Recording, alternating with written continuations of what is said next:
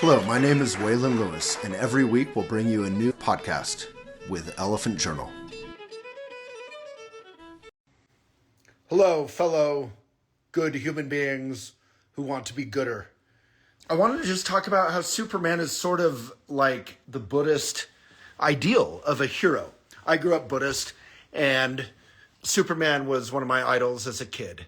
Why was he someone I looked up to? Because he was good. He was kind. He used his strength, his power, not for selfishness, not to take advantage of others or try to accumulate for himself, but to serve humanity, to try to be of benefit, to protect the vulnerable, to protect children, to protect people in need and the world in need, even animals. Like, I guess there's some scene with a squirrel in the new movie. So, and unlike Batman, who I love, and, you know, the Chris Nolan movies were amazing and all that, but Batman's sort of a badass. Superman is kind of cringe. He smiles. He has red underwear on the outside of his outfit. And while I love Henry Cavill, and genuinely I thought he was amazing Superman, those movies in my mind weren't Superman movies, really. They tried to be dark. They tried to be badass. They tried to be not cringe. They tried to be cool. They got rid of the smile. They got rid of the red undies. You know, Superman basically is like the spirit of America, the spirit of maybe the whole world, because he's an illegal alien.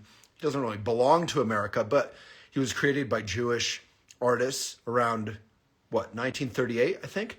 And, you know, which was pretty intense times. And so, you know, he stands up for the American ideals. I think a lot of times people are like, how can you be a patriot? How can you love America? I do love America, not because it's perfect, but because it has these ideals, like many countries, hopefully, of being kind, of being compassionate, of being good. And Superman actually is that. And he's vulnerable. You know, there's not a single comic or adventure with Superman where he doesn't get effed up. He's so powerful. He can, you know, shoot heat rays from his eyes. He can see through anything except for lead. He can fly around the world at the speed of light or whatever. But then, you know, Kryptonite, and he's kaput. He's out of it. He's just a sitting duck. He falls in love with a strong woman, a journalist. He is a journalist himself.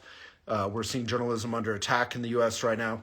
Anyway, I find all of this incredibly timely. It's one of the few things that seems to be going on that is not only timely, but is good news, that is kind. It's reminding a whole new generation, and hopefully a whole new generation of children, that there's things to do other than following in some Google-owned YouTube rabbit hole of fascism and hating on women or whatever. That we can actually aspire to be good, to be kind, to protect others, and to smile, to be cheerful. Even Superman's loneliness when he goes out into space and he kind of looks back onto the planet and he feels lonely, but he appreciates what he's looking at. The Buddhist ideal is loneliness with a sense of cheerfulness or a smile. So it's not bad loneliness, and it's not just aloneness, which people always say instead of loneliness. It's a little bit hard and painful and lonely, but he appreciates. He loves this planet. He loves the goodness. He sees the goodness, and he protects the goodness, and he serves the goodness in humanity. So I haven't seen the movie yet.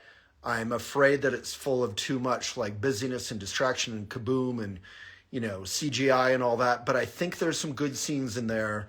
And I've watched a bunch of interviews with James Gunn and what's his name? The new Superman and the other actors. And I'm really hopeful overall that they're back. The red undies are back. And, you know, why is that important? It's not. But it's a little dorky. It's a little cheerful. And somehow the uniform doesn't really work without it. We have a longing for goodness. We have a longing to serve others with a sense of cheerfulness, a sense of appreciative, strong, open, vulnerable love and loneliness. And in a world where there seems to be constant bad news, I'm relieved that there's at least this one symbol. If you need to feel all the feels, go watch those old Christopher Reeve movies with the stunning John Williams score. Some of them are a bit silly and uneven, but at least a couple of them are really, really good. Big love to everyone. Big love to you.